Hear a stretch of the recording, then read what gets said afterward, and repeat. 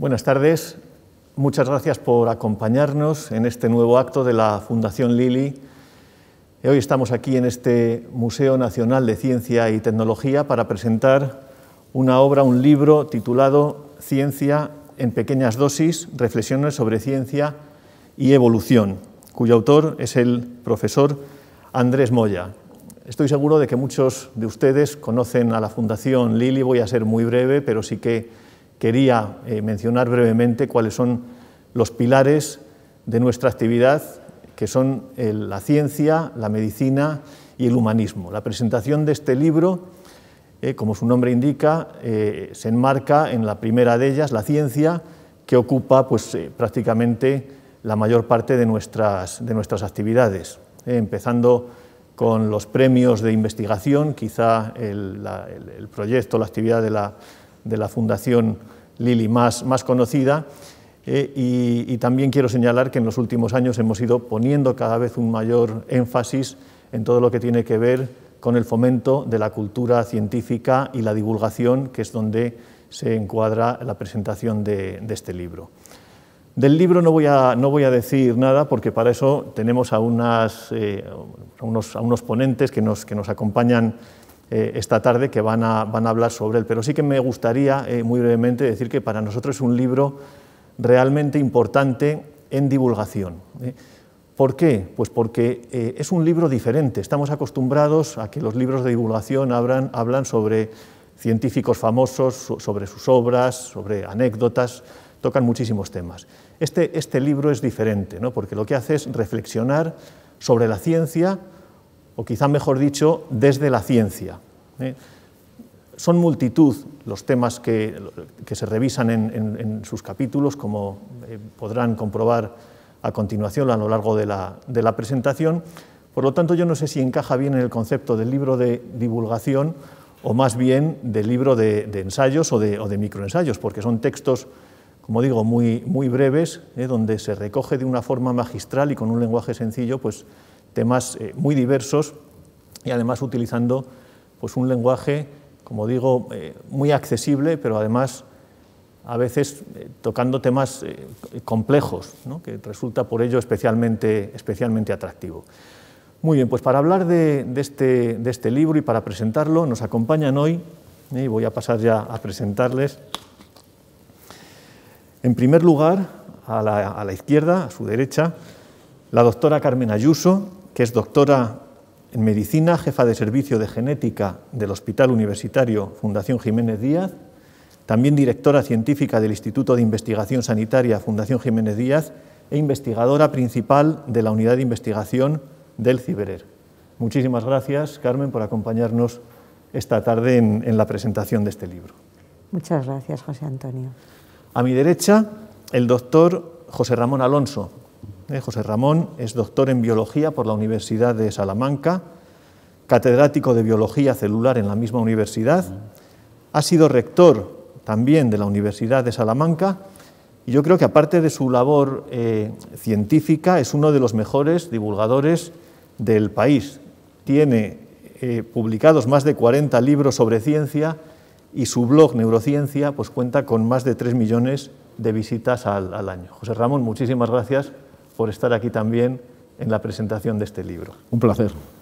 Y finalmente el autor del mismo, lógicamente, el doctor Andrés Moya, que es doctor en Biología y también en Filosofía, es catedrático de Genética, trabaja en el Instituto de Biología Integrativa de Sistemas de la Universidad de Valencia y también en Fisabio y el CIBER de Epidemiología y Salud Pública. Y entre otros muchos méritos y premios, es ha sido Premio Nacional de Genética, Premio México de Ciencia y también Premio de la Fundación Lili. La verdad es que nos sentimos bastante como en casa, en mi caso concreto, porque las 3 personas que nos acompañan son buenos amigos de la Fundación. En el caso de Carmen y de José Ramón son miembros del Consejo Científico de la Fundación, y en el caso de Andrés, yo creo que es un científico probablemente de los más galardonados por la Fundación, en primer lugar con el premio de investigación de Fundación Básica ya hace unos años y más recientemente, el año pasado, hace 2 años, porque el año pasado no lo celebramos, maestro de la lección magistral Andrés Laguna por ese doble componente de científico y humanista. Muy bien, pues dicho esto y hecha la presentación, voy a comentar también brevemente cómo se desarrollará el acto. Tendrá una primera parte en la cual los 3 expertos, ¿no?, que nos acompañan van a hablar brevemente sobre el libro, y en la segunda parte pues, tendremos un debate con ellos también para profundizar en distintos aspectos de su contenido. Por lo tanto, ya sin más preámbulo, voy a dar paso a la doctora Carmen Ayuso para que nos hable, pues quizá más desde esa perspectiva de la ciencia, sobre la impresión que te ha generado las impresiones que te ha generado la lectura de este libro. Carmen, cuando quieras. Muchas gracias. Yo quiero empezar agradeciendo muchísimo a la Fundación Lili, no solamente el permitirme expresar un poco mis emociones, no solamente mis reflexiones acerca del libro, sino sobre todo y principalmente haber contribuido a su publicación y haber organizado este acto. Y desde luego quiero agradecer al autor, Andrés Moya, al profesor Moya, el que lo haya escrito. Y animaría a todo el mundo a leerlo, porque creo que es un libro extraordinariamente interesante y ameno, fácil de leer y complejo en las reflexiones que evoca. A mí me ha evocado sobre todo las reflexiones en torno a los beneficios de la ciencia, tanto los beneficios de índole social o general que voy a referirme con frases exactas del libro, si me lo permitís, refiere como la ciencia añade capacidad para ver y transformar ese mundo externo. Yo creo que precisamente esa visión de ver e intentar transformar es fundamental para la ciencia. Y luego hay otro aspecto que es el beneficio más personal, que está movido por la curiosidad que tenemos los científicos, el interés por conocer, muchas veces un interés genuino que no va más allá, es simplemente desentrañar la realidad, escrutar y entender los mensajes que nos da la realidad. Entonces yo creo que esos 2 aspectos están extraordinariamente bien reflejados en el libro y cualquiera que lo lea le despertará sus propias emociones. Y quiero terminar esta primera aproximación diciendo que otro aspecto que me ha gustado mucho y que coincido en la visión de Andrés es el aspecto de carácter ilimitado que tiene la ciencia, la característica de que siempre tenemos algo más que podemos mirar, algo más que podemos desentrañar, que podemos descubrir. Por tanto, es realmente un desafío apasionante el empaparse en la ciencia. Entonces, para acompañarnos en este camino por la ciencia, creo que este libro es un extraordinario compañero y que nos puede ayudar a aportar todas esas visiones. Perfecto, Carmen. Pues muchísimas gracias por estas palabras iniciales y te doy paso, José Ramón. Tú, desde el punto de vista de la divulgación, ¿qué te parece el libro? Bueno, yo creo que es un libro que se disfruta. Los seres humanos tenemos esa peculiaridad de que nos gusta aprender y con este libro se aprende mucho. Y yo creo que tiene muchas peculiaridades. Una es que hay cosas para el especialista, pero también hay muchas cosas para una persona que no tenga una formación específica. Alguien que tenga curiosidad, que tenga interés, que quiera conocer el mundo en el que nos movemos, ¿no? Y yo también, igual que se habla de ciencia en pequeñas dosis, tenía algunas pequeñas dosis que me sugería al leerlo, ¿no? Y la primera es que la ciencia es cultura. Y yo siempre he despotricado de la diferencia entre ciencias y letras, y aquí hay un magnífico ejemplo. El profesor Andrés Moya lo es porque, como has dicho en la presentación, es biólogo, pero también filósofo, y el libro está constantemente entrelazando estas 2 partes, ¿no? El segundo aspecto es que nos muestra cómo necesitamos la ciencia para salir adelante, cómo la ciencia es la gran aventura de nuestra época, ¿no?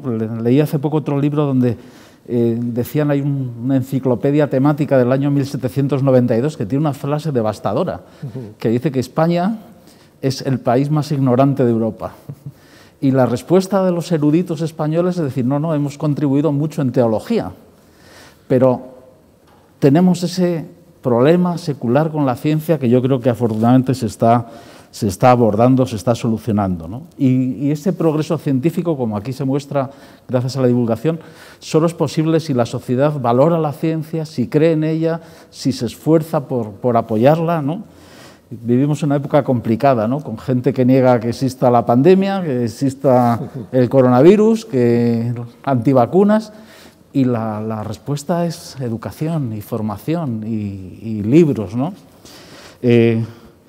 También yo creo que los grandes científicos han apostado muchas veces por la divulgación, y lo hace Galileo cuando tiene esa obra que se considera el origen de la divulgación comparando el sistema aristotélico y el copernicano, lo hace Cajal cuando escribe cuentos que firma como Doctor Bacteria, y lo hace maravillosamente Andrés Moya haciéndonos partícipes de sus reflexiones, porque es un libro que tiene mucho pensamiento detrás, que tiene muchas ideas, muchas cosas que te hacen pensar, ¿no?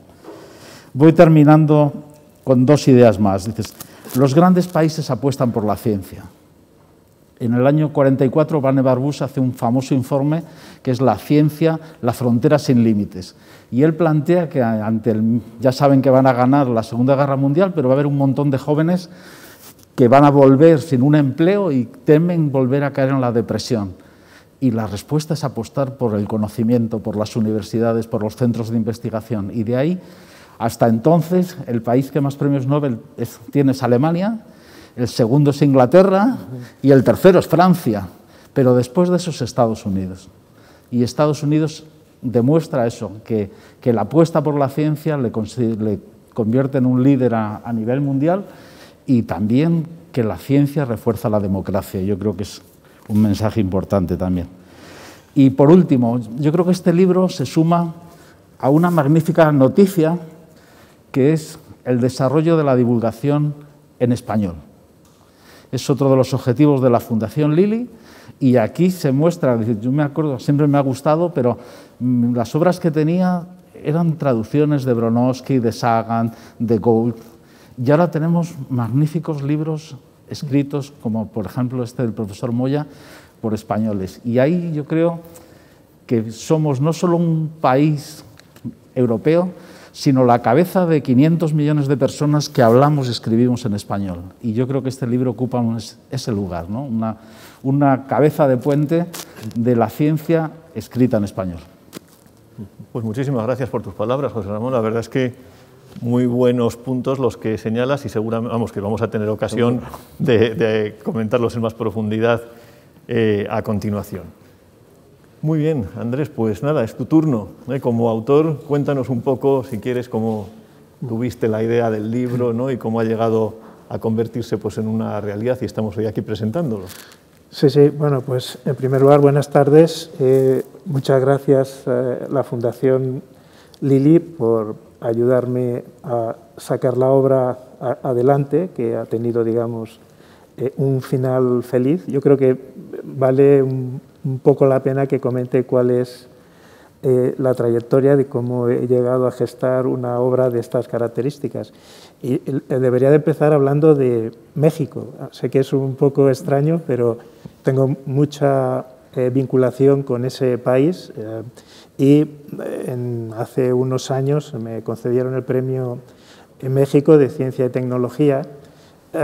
Mi vinculación con el país es larga, en el sentido de que he tenido mucha relación profesional con muchos científicos, y supongo que el conocimiento que tienen de mí en aquel país en algún momento se tradujo en que un semanario mexicano se puso en contacto conmigo para indicarme si estaba interesado en escribir una reseña, una columna semanal para el periódico.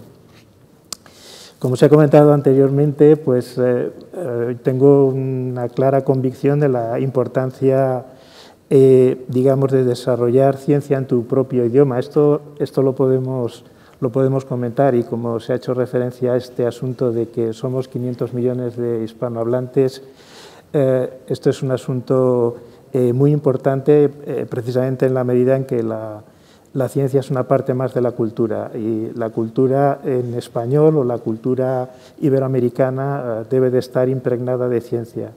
Bueno, el caso es que acepté, en cierto modo, por estas circunstancias y me comprometí pues, casi religiosamente a escribir una reseña de aproximadamente una columna de 750 palabras durante 2 años. Y esto fue un ejercicio complejo porque es casi en texto periodístico hacer llegar temas, algunos de ellos complejos, en un lenguaje lo más llano y lo más sencillo al público en general. Entonces, llegar a un equilibrio entre, digamos, la profundidad de los temas en un lenguaje accesible no es una cosa fácil. Yo tengo que reconocer que a veces me costaba, pero iba y venía con la preparación de las diferentes columnas. Y bueno, pasó un cierto tiempo, de hecho cuando ya llevaba escritas 112, ya digamos dejé aquella fase y me di cuenta de que había, digamos, una trabazón más o menos clara en temática, podía agrupar, y lo hice así, las diferentes columnas que allí estuve escribiendo, y empecé a trabajar en buena medida estando en los Estados Unidos, de profesor de año sabático en la Universidad de Harvard, y luego ya mi regreso a España hace menos de un año, trabajando idiomáticamente el texto, porque bueno, la escritura semanal de una columna te da pie a que puedas cometer algún tipo de errores, etc.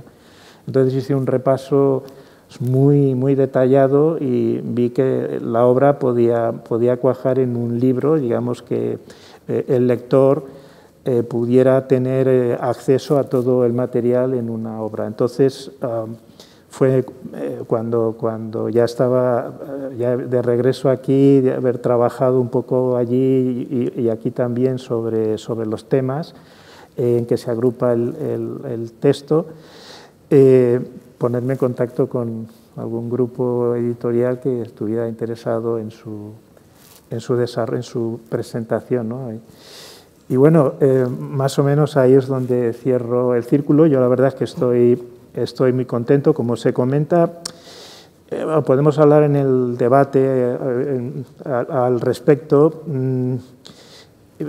No sé si situarlo exactamente en el contexto de lo que sería divulgación, más bien que en el contexto de lo que es pensamiento desde el punto de vista de la ciencia o pensamiento científico. Es verdad que hay elementos que tienen que ver con divulgación porque aprovecho en algunos determinados momentos algunos descubrimientos recientes que me dan pie para hacer noticia en el texto, pero siempre llevo un trasfondo en qué es lo que quiero comunicar. No solamente es hablar del hecho en sí de que se ha publicado determinada cosa en determinada revista, ¿no?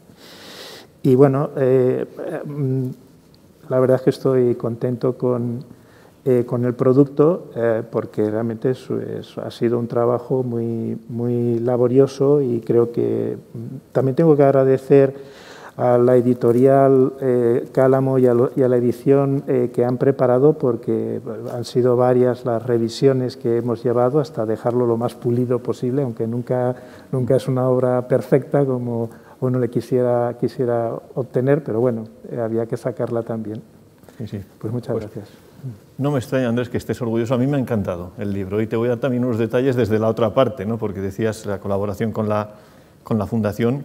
Cuando recibimos el borrador, ¿no? en la Fundación y lo leímos de cabeza, ¿no? Apoyarlo, porque claramente es un libro que, como decía al principio, aporta mucho y aporta desde un punto de vista justo lo que dices, a medio camino entre la divulgación y el pensamiento, ¿no? La editorial Cálamo que comentas ha hecho una edición magnífica y aprovecho también para comentar que José Ramón Alonso, que nos acompaña, es el director de la colección El Arca de Darwin, ¿no? Que está haciendo también una labor magnífica, ¿no?, con esta colección. Gracias. Para mí es uno de mis libros de ciencia ya favoritos, y creo que te lo decía, incluso está escrito también en el prólogo, ¿no?, del libro. Yo cuando lo estaba leyendo me recordaba dos libros, que para mí son la referencia, o dos de los libros, ¿no?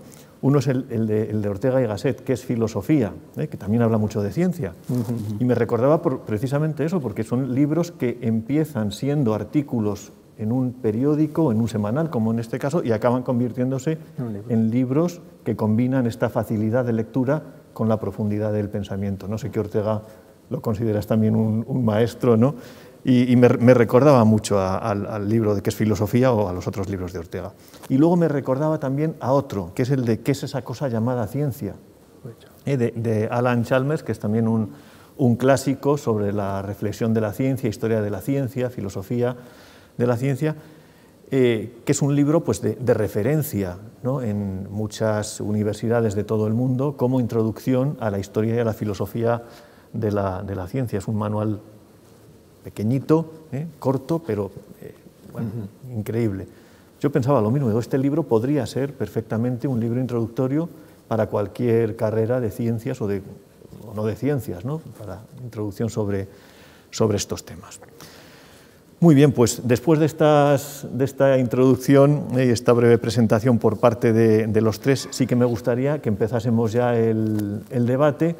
Y lo que he preparado pues han sido algunas preguntas y algunos temas para la discusión, organizado en las distintas secciones que tiene el libro. Tiene 6 secciones, concretamente. La primera es una reflexión sobre qué es la ciencia. En segundo lugar, sociología de la ciencia.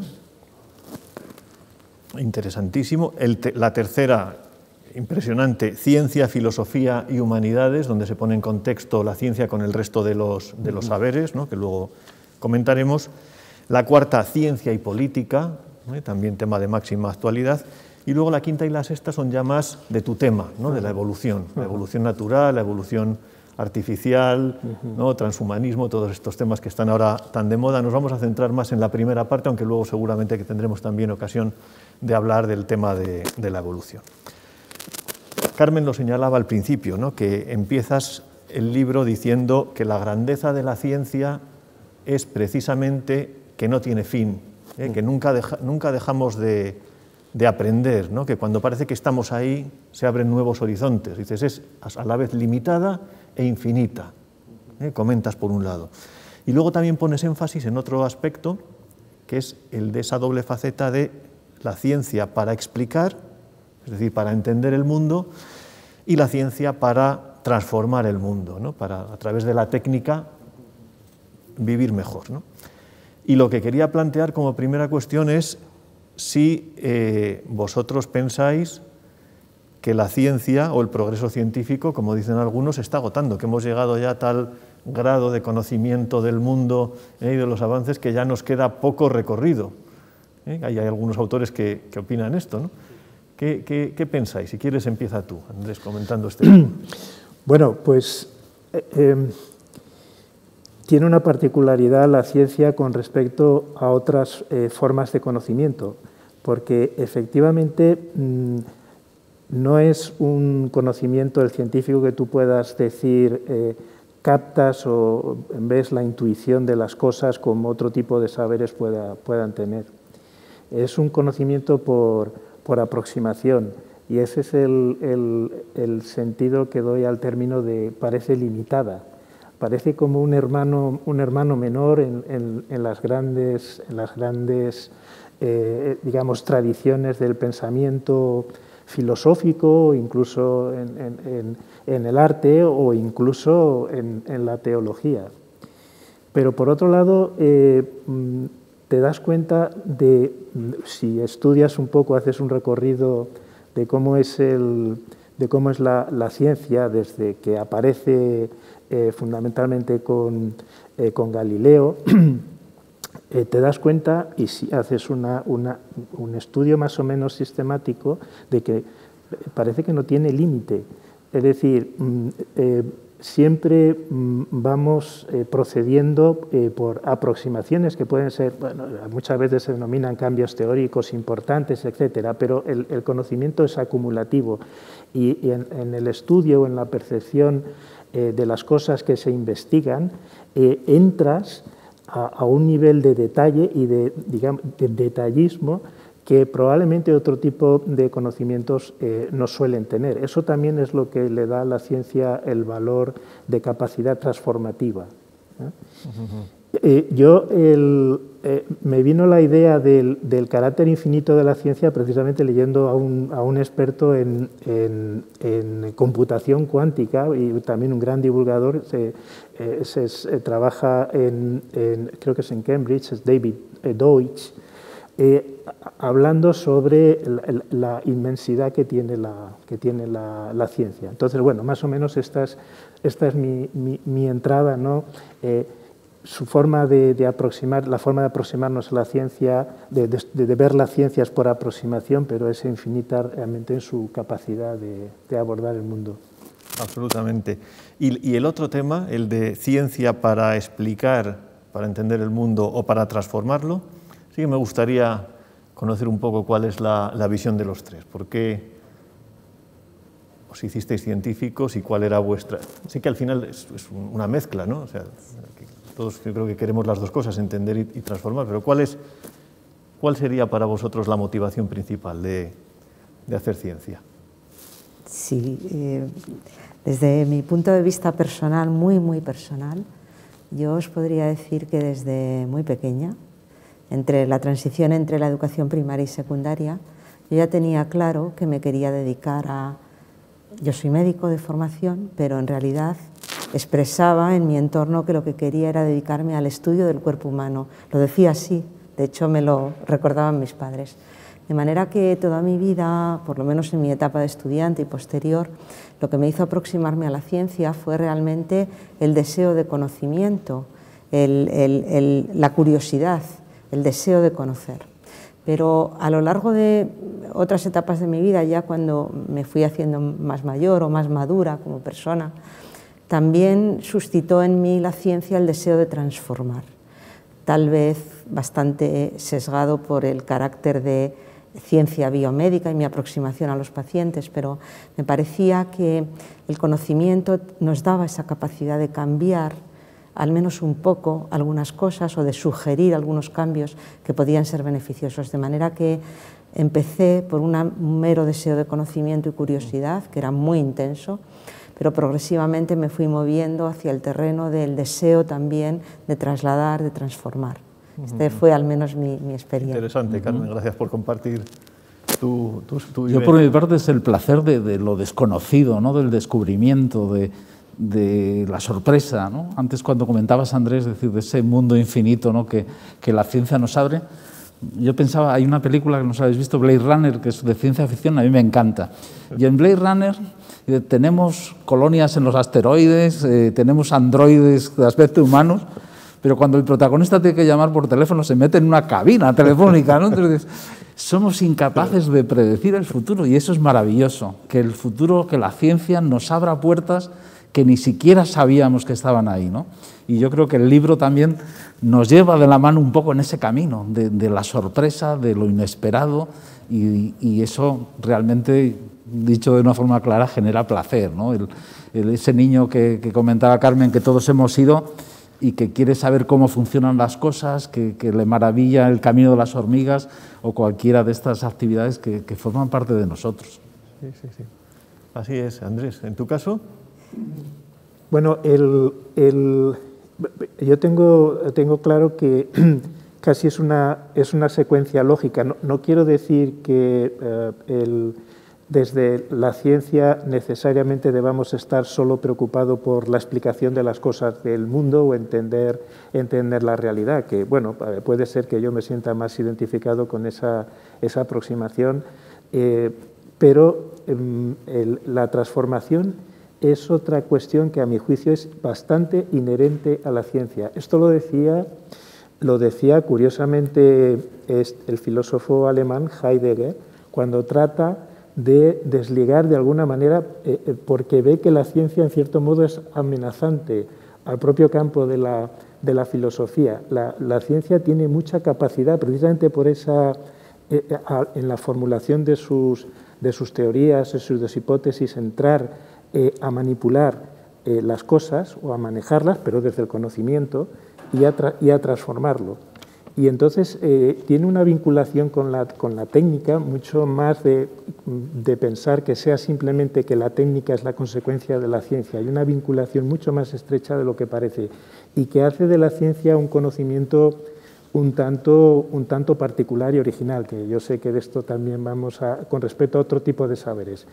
Pero bueno, esta es la tesis que yo sostengo, de que la ciencia, aunque primariamente pueda tener, por cómo nace originariamente, interés por la explicación y la comprensión de las cosas del mundo, las cosas del universo, de una manera inherente también hay una cierta capacidad de transformación de las cosas. Y casi yo diría que la ciencia está muy vinculada a nuestra propia especie, porque somos una especie altamente manipuladora o transformadora. O sea, que casi diría yo que la ciencia es una cosa que nos es bastante más intrínseca de lo que aparentemente pudiera parecer.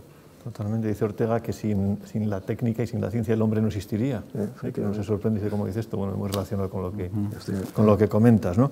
En la segunda sección del libro, en la de Sociología de la Ciencia, me ha gustado mucho el capítulo que titulas El triunvirato de la ciencia. Haces una reflexión sobre la divulgación científica, sobre la importancia de la divulgación para mejorar la cultura científica, pero dices que hay otros dos pilares que son pues, probablemente tan importantes o más que la divulgación, la educación, lógicamente, y luego el pensamiento también, que se genera, ¿no?, desde la universidad y el propio pensamiento racional. Pero bueno, la divulgación, que comentabais antes, que ha mejorado mucho en España en los últimos años, ¿cómo pensáis que estamos en España en el tema de divulgación comparado con lo que conocéis de otros países? Ha mejorado, pero... Bueno, no sé si igual... José Ramón, tú que es tu especialidad, ¿no? Yo lo veo floreciente, por poner una palabra. Es decir, hay muchísima gente joven y eso también me parece fabuloso. Y luego, como en todos los países, hay una doble aportación. Por un lado, periodistas, los que vienen del mundo de escribir, y luego científicos como Andrés, o sea, decir, gente que quiere... y eso lo piensa Cajal también, que no es contrario a la investigación, sino que es complementario y que es muy importante, dices, a la sociedad que está financiando la investigación contarle las cosas para que las haga suyas. Entonces yo realmente creo que vivimos una etapa eso de gente que te asombra, de un interés cada vez mayor y de que eso pienso que realmente es muy bueno para nuestro país. Y antes estaba mal visto, ¿no?, que un investigador así de cierto nivel hiciera divulgación, parecía como que era, bueno, pues rebajarse a una actividad de poco valor. Esto está cambiando, afortunadamente. Sí, yo tengo un compañero que me dijo, esto es típico de la menopausia masculina, ¿no?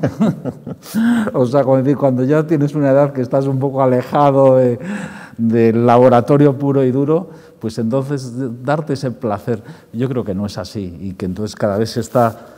nos estamos dando cuenta y en muchas de las convocatorias de proyectos de investigación te piden un plan de divulgación, de difusión. Es decir, ¿esto usted cómo lo va a llevar a la sociedad? No solo en este círculo pequeño, que somos los que trabajamos en un mismo tema, sino ese conjunto del país o de lo que decíamos antes, de los hispanohablantes o de todo el mundo. O sea, esto la ciencia... probablemente por definición es universal también yo creo que Andrés habla de ello en Ciencia de Pequeñas Dosis. Exactamente. Andrés, ¿cómo ves un tema? Bueno, primero, efectivamente, yo creo que debería de formar parte del portfolio que se dice en inglés de cada uno de los científicos, digamos, contemplar mucho más seriamente que su propia actividad sea dada a conocer de una manera accesible al público en general, entre otras cosas por la mera cuestión de quién está pagando nuestra actividad. Eso vaya por delante. Pero hay otra cuestión que a mí me interesa mucho hacer referencia, y es al papel de la educación en ciencia. Lo que quiero decir es que, por ejemplo, cualquier persona interesada en la divulgación científica pues puede encontrar un cierto placer en el hecho en sí de un descubrimiento, y porque nos proporciona placer en general a cualquier miembro de la especie humana ver cómo avanzan las cosas y qué descubrimientos se van haciendo. Pero el estar adecuadamente formado en ciencia, es decir, estoy hablando de la educación, es fundamental cara a lo que pudiera ser la formación de un ciudadano en el momento actual. Entonces, y además no quiero desvincularlo de la divulgación, porque si tienes una formación adecuada, digamos, básica, fundamental, tanto en la escuela secundaria como luego en la universidad, bueno, estás dotando, digamos, al ciudadano de unos elementos, de unas propiedades críticas suficientes como para luego poder entrar en la sociedad tan compleja en la que nos estamos moviendo. Esto independientemente, digamos, de la propia satisfacción que pueda proporcionarte el haber hecho una buena lectura de un buen libro de divulgación. Absolutamente. Y en ese sentido, de la importancia de la educación y de enseñar bien ciencia, quiero recordar, probablemente lo conocéis, el libro también que editamos en la Fundación pues justo hace un año, de Enseñando Ciencia con Ciencia, porque precisamente uno de los problemas que se identificaba es que muchas veces pues la inseguridad, ¿no?, del profesor para enseñar la ciencia y pensar que la ciencia son contenidos científicos en vez de formas de pensar. Entonces, bueno, hay que estar también de la mano de los expertos en didáctica de la ciencia, pedagogos, profesores, ¿no?, porque también esto requiere una técnica. Por supuesto. Enseñar bien, ¿no? Sí, sí. Y en cuanto a la divulgación, pues yo creo que lo que comentabas tú, ¿no?, José Ramón, iniciativas como la de The Conversation, en la que científicos, profesores están escribiendo noticias sobre ciencia de una manera sencilla, con un lenguaje fácil pero al mismo tiempo riguroso, pues son yo creo que más que bienvenidas, sobre todo por el impacto que tienen, porque muchos de ellos les he oído decir que al final cuando publican en una revista científica prestigiosa, pues el impacto es el que es, de los expertos, ¿no? Pero eso de que te puedan leer pues decenas de miles de personas, ¿no?, la investigación que estás haciendo, yo creo que también es parte del objetivo y de la motivación.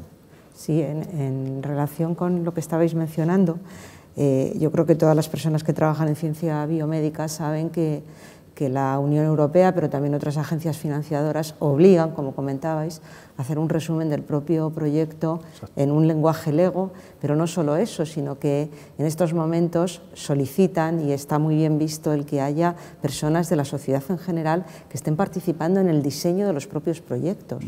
Y de hecho creen que la sociedad en general tiene mucho que decir sobre la forma en que podemos llegar a conducir los objetivos que tenemos en nuestra actividad científica. Yo creo que es hacer partícipe a toda la sociedad de lo que nosotros hacemos. Absolutamente, absolutamente, así es. Sí, sí.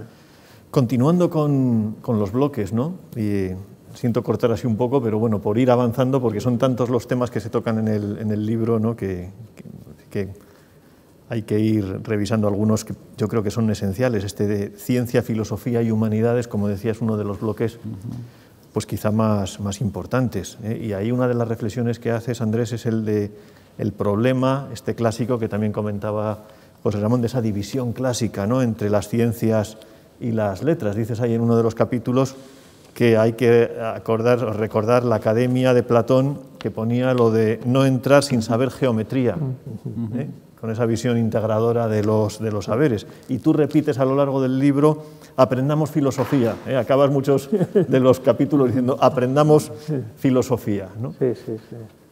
¿Qué es lo que pasa? Que seguimos arrastrando esta división, a pesar de que sabemos que es una división pues un tanto arbitraria, ¿no? ¿Por qué continuamos? Sí, sí, tenemos... Bueno, además yo esto lo vincularía un poco a un cierto mal nacional de nuestro propio país, con aquel famoso ¿y tú qué eres? ¿De ciencias o de letras?, ¿no?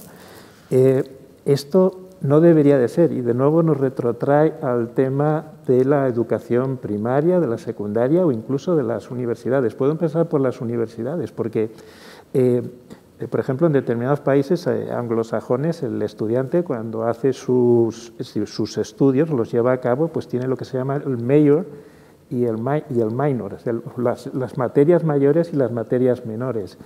Puede haber un conjunto más o menos fundamental de tópicos o de asignaturas que son el centro de tu formación profesional, por así decirlo, pero luego está un conjunto de otro tipo de materias que son complementarias y que son necesarias para el desarrollo de una persona desde el punto de vista del análisis crítico, porque tienes que estar preparado para poder enfrentarte a toda la problemática de una sociedad tan compleja como la nuestra.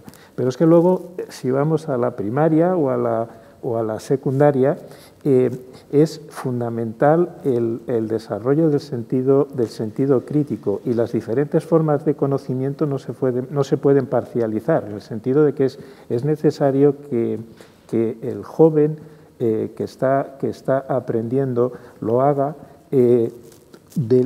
digamos, participando, haciéndose partícipe de las diferentes formas que existen para poder abordar el mundo, y no solo es la ciencia, la filosofía también, o el arte o la literatura. Todas estas cosas de alguna manera deberían de estar muchísimo más integradas, porque el producto final va a ser un producto muchísimo más rico y muchísimo más cualificado. Pues no estoy hablando solo para hacer ciencia, sino para ser un ciudadano del mundo. La sensación de que nos obligan a elegir demasiado pronto. Pues probablemente, ¿no? Esa es la sensación. Estás eligiendo ya desde cuando prácticamente no sabes ni lo que quieres, ya tienes que elegir ciencias o letras, las asignaturas. En la universidad igual, ya empiezas directamente con la carrera en vez de tener esos años introductorios que ocurren en otros países. No, pero eso es lo que en cierto modo significa. Por ejemplo, yo cuando era joven universitario, pues me empapaba de todo aquello que podía. Bueno, pues tuve la suerte quizá, o la peculiaridad, estudiaba al tiempo las dos carreras. Me tomaban los apuntes mis compañeros en la Facultad de Biología cuando estaba en la de Filosofía. Pero yo lo veía, siempre me preguntan, ¿y por qué has tenido ese interés en los estudios filosóficos? Pues es que no los acababa de diferenciar esencialmente de los estudios científicos. Nunca he visto esa división, y por eso siempre he reclamado la importancia que tiene para la formación de un ciudadano con espíritu crítico, no solo su formación en ciencia. Es muy importante la formación en ciencia actualmente, porque la ciencia la necesitamos, porque es que si no se puede transformar en un conocimiento privado o de expertos. Y no sabemos, es algo así como si fuera una especie de nueva teología, ¿no? Y eso, cuidado con este... Absolutamente. Hay una frase de Sagan que a mí, en ese sentido, él dice, tenemos un mundo totalmente dependiente de la ciencia y la tecnología. Dice, y hemos hecho las cosas de una forma tan inteligente que nadie entiende nada de ciencia y tecnología. Y termina, y dice, esto es una receta para el desastre. Claro, claro. Y es eso, es lo que tú dices, Andrés, decir, no, necesitamos juicio crítico. Exactamente. Necesitamos que la gente no se trague lo que le llega, por lo que decíamos, por 20 días y lo analice, lo piense, lo compare, busque las fuentes, o sea, las herramientas básicas de esa educación en ciencia, ¿no? Efectivamente. Exactamente. Sí. Y al revés también, ¿no? Es decir, cuando una especialización excesiva en ciencia, alguien que tiene este deseo de conocer el mundo y tal, al final, y creo que lo comentabas tú hace poco, ¿no, Carmen? Ese gusto también por otras disciplinas al que vuelve siempre, ¿no? En tu caso, bueno, pues la genética, pero como ha derivado también a tu gusto por aspectos más humanistas como la bioética, etcétera, ¿no? Sí. Yo creo que la dimensión filosófica nos aproxima a la ciencia de una manera muy clara, porque hay una similitud y un paralelismo entre la lógica y la matemática asombroso. Por otro lado, hay disciplinas tan, digamos, cultas o humanísticas como puede ser la filología o la lingüística, que en realidad para su análisis precisamos la aproximación del método científico. Así que los límites realmente no están claros, no existen de hecho. Por eso es tan importante que nos formemos de una manera completa y total, especializándonos más en aquella disciplina que más nos interese por nuestro desarrollo profesional, pero sin duda armándonos espiritual e intelectualmente de otro bagaje diferente que nos puede ayudar a entender mejor el mundo. Absolutamente, absolutamente. Volviendo al concepto de qué es la ciencia, a la primera sección hay también un símil que es perfecto, que es el símil del mapa. Que dices, bueno, pues en los mapas hay las grandes vías, las carreteras más pequeñas, los caminos, los senderitos. Es decir, la grandeza de la ciencia es que probablemente muchos de los senderos de hoy serán las grandes vías del mañana, ¿no? Las grandes autopistas. Bueno, fíjate, me viene al pelo el tema de las nuevas vacunas que se están desarrollando ahora, ya son una realidad, que están basadas en una biología sintética de intervención en el RNA.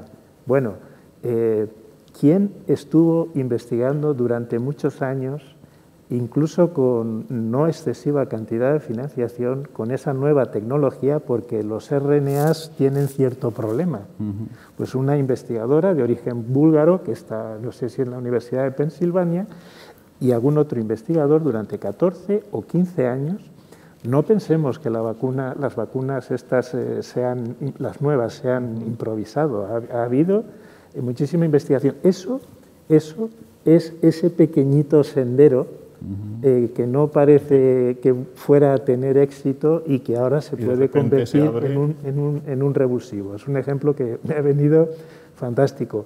Entonces, efectivamente, el mapa de la ciencia está estructurado en grandes avenidas que pueden ser las grandes teorías científicas que están más o menos bien asentadas, pero eso no es incompatible con que se abran otras vías menores, porque siempre hay alguien en el planeta buscando por nuevos senderos que en algún momento se pueden convertir en grandes transformaciones. Por eso vuelvo a la tesis inicial de que ese mapa es infinito, o sea, no tiene límite.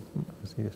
Y para vosotros, Carmen y José Ramón, ¿cuáles serían esos pequeños caminos que hay ahora en los campos que conocéis o en otros que probablemente se abran? Si lo supiéramos, sería bueno invertir un poco de dinero en eso, ¿no? Fíjate, yo creo, José Antonio, el problema es que nunca sabes. O sea, la realidad, a veces cuando nos dicen el famoso tema que también se trata en ciencia en pequeñas dosis, investigación básica o aplicada. Muchas veces los mejores desarrollos aplicados han surgido muy directamente de investigación básica. Entonces, bueno, pues a mí me apasiona, por ejemplo, lo que se está haciendo con la inteligencia artificial. Pues un tema, o sea, me parece que es un camino, ya es una realidad, ¿no? Pero en tan pocos años hemos dado un salto hacia adelante. Leía hace poco decir de distinguir según el llanto de los niños los que van a desarrollar autismo 2 años después. Parece fascinante. Y dices, la conformación de las proteínas, que es otro tema, y dices, de repente que nos lo soluciona la inteligencia artificial, o sea, realmente es como que hay, digamos, mes tras mes una noticia muy potente relacionada con este tema, pero seguro que me estoy equivocando y que hay otros mucho mejores. Hawking, estoy recordándolo, leyendo sus obras últimas antes de su fallecimiento, y hace referencia, precisamente le preguntaban por dónde harías las grandes, digamos, por dónde apostarías y por dónde pondrías recursos incluso públicos, ¿no? Y efectivamente habla de la robótica y la inteligencia artificial, pero hay otro que a mí siempre me ha fascinado mucho, que es la exploración espacial. Stephen Hawking hablando de buscar otros mundos. Hay que pensar, por ejemplo, la importancia que ha tenido toda la tecnología espacial en los Estados Unidos y la NASA en su momento para llevar un hombre a la Luna. Pues él comenta la importancia del desarrollo de nuevas tecnologías cara a una futura colonización humana de otros planetas. Y, por supuesto, y tercero, yo creo que es muy importante, esto también aprovecho para decirlo en una ceremonia de graduación de mi hijo cuando estuvo en el MIT hace unos años, que Michael Bloomberg, que era el que cerraba, digamos, el discurso de finalización, hablando a los estudiantes del MIT de la importancia de estudiar holísticamente el tema del cambio climático del cambio global, porque no es algo que se pueda aproximar con mucha sencillez, se necesita realmente conocimientos de muchas ciencias de una manera muy integrada. Totalmente. ¿Y tú, Carmen, cuáles son las que en biomedicina? Coincido bastante con lo que habéis dicho, y hablando un poco de descubrimientos o de novedades que desembocaron en grandes hitos en la biomedicina, pues quiero mencionar la edición genética y a nuestro compatriota Francis Mojica y lo que nos ha llevado al premio Nobel recientemente concedido precisamente sobre edición genética. Y efectivamente fue un descubrimiento que no se pensó en su momento que pudiera tener la aplicación que está teniendo hoy en día. Así que ese es otro ejemplo de lo que estamos viviendo. Y también coincido con José Ramón en que la inteligencia artificial aplicada sobre los macrodatos, me ha gustado mucho esa traducción de los Big Data, la incorporo, los macrodatos, creo que nos van arrojando información que hasta ahora era desconocida, relacionando cuestiones que nos parecía que no tenían nada que ver y que nos abren nuevas vías. Por ahí también van a venir muchos descubrimientos que nos van a despertar el interés científico. Absolutamente. Y en relación con esto que comentabais hace un momento de la diferencia entre la básica y la aplicada, que también comentas en tu libro, me parece que estamos empezando la casa por el tejado, ¿no? Con tanto énfasis en la invención, en la transformación, diciendo que, bueno, que todo tiene que ser investigación translacional, que si no hay una aplicación a la vista a corto plazo, que nos olvidemos, ¿no? Parte de la política científica de estos últimos años ha puesto mucho énfasis en esta investigación translacional, que tú criticas un poco, y que yo creo que estamos cambiando también la percepción sobre la necesidad de la ciencia básica sin un fin a corto plazo. O sea, mi crítica la haría también en un contexto nacional, porque tenemos el problema de pensar, ahora se habla mucho de la palabra innovación, a mí me parece una cuestión muy importante, pero en buena medida es un poco empezar la casa por el tejado. Efectivamente, la cultura de la innovación es fundamental desde el punto de vista de la aplicación científica, pero si no tenemos un desarrollo de ciencia, como ocurre en esos países que son realmente grandes e innovadores, que tienen muy bien asentada su tradición científica fundamental, donde no te piden resultados o aplicaciones inmediatas y, digamos, a fondo perdido se ponen muchísimos recursos. Entonces, el problema, eso por un lado. Esa parcelación yo no la veo del todo claro, y que tenga que ser necesariamente también en ese orden, básico y aplicado, ¿eh? No tiene por qué ser necesariamente. Hay buenos ejemplos también en los Estados Unidos, por ejemplo, los laboratorios Bell, donde se da una mezcla maravillosa de investigadores, digamos, de ciencia básica e ingenieros que desarrollan productos y desarrollan teorías que son innovadoras desde el punto de vista científico, pero también desarrollan nuevas tecnologías, y eso a su vez nos llevaría a pensar cómo debe de ser la enseñanza de la ciencia en las grandes instituciones. O sea que, en fin, es un problema bastante complejo. Exactamente. Bueno, si quieres añadir alguna... Sí, yo creo que un problema que tenemos a veces en nuestro país es la compartimentalización. Exacto. Y dices, en Estados Unidos yo creo que está muy bien visto alguien que se ha dedicado a la neurociencia que ahora vaya a trabajar en cáncer. Pues se va a ir con ideas nuevas, con técnicas nuevas, y saben que eso puede ser enormemente prometedor, pero tienes que asumir que hay un par de años que no va a producir. Aquí, digamos, dicho de una forma cruda, te juegas la carrera. Y entonces tendríamos que animar esa valentía, como decía también Andrés, es decir, el académico que pase un tiempo en la empresa, en la industria, que vea eso, otras formas, otras ideas que se están moviendo, porque eso termina dando un rendimiento muy interesante. Y luego comparto totalmente lo que dice Andrés, hay un problema de cultura científica, ¿no? O sea, de base, es decir, qué es lo que queremos hacer, qué queremos hacer con nuestro país, hacia dónde vamos todos juntos, ¿no? Necesitamos esa innovación, pero eso no surge de la nada, surge de un territorio muy trabajado, y eso es lo que hay que recordar. Así es. En realidad, esto parte un poco de una visión economicista y cortoplacista de la inversión que se hace en ciencia, que uno quiere obtener un rédito inmediato en forma de un producto, y a veces el camino es muchísimo más largo, a veces no, casi siempre el camino es más largo. Entonces, tal vez tengamos que, con ayuda de esa formación, educación en ciencia, transformar a la sociedad para que sepa que la inversión en ciencia siempre va a dar un rédito, va a dar un resultado, pero que a lo mejor no lo vamos a vivir nosotros, sino las generaciones venideras, y que es igualmente importante esa inversión. Totalmente, y cada vez estamos viendo más que los países más ricos son los que han invertido, no en investigación en general, en investigación básica, no aplicada, que esto también se está viendo ahora. Es que parece que son los que han invertido en la traslacional, han sido en la básica, que son las que probablemente produce cambios más radicales. Efectivamente. Más radicales, ¿no? Porque son los que ni nos imaginamos ahora. Efectivamente. Hablas en varios capítulos, Andrés, del cientificismo, ¿no? De convertir la ciencia en la nueva religión. Y me ha gustado mucho este concepto, porque ahora que estamos todos reivindicando, ¿no?, la ciencia, la importancia de la ciencia por delante de otras disciplinas, dices, ojo, no nos pasemos, que hay distintas formas de conocer el mundo y todas tienen su importancia y están, dices, pues al mismo nivel. La ciencia es una forma de conocimiento, pero existen pues la filosofía, las artes y tal, y todas están al mismo nivel. Sí que me gustaría saber un poco vuestra opinión sobre este tema. ¿Están al mismo nivel o tiene algo especial la ciencia que hace que esté por delante del resto de las formas de saber, vamos a llamar?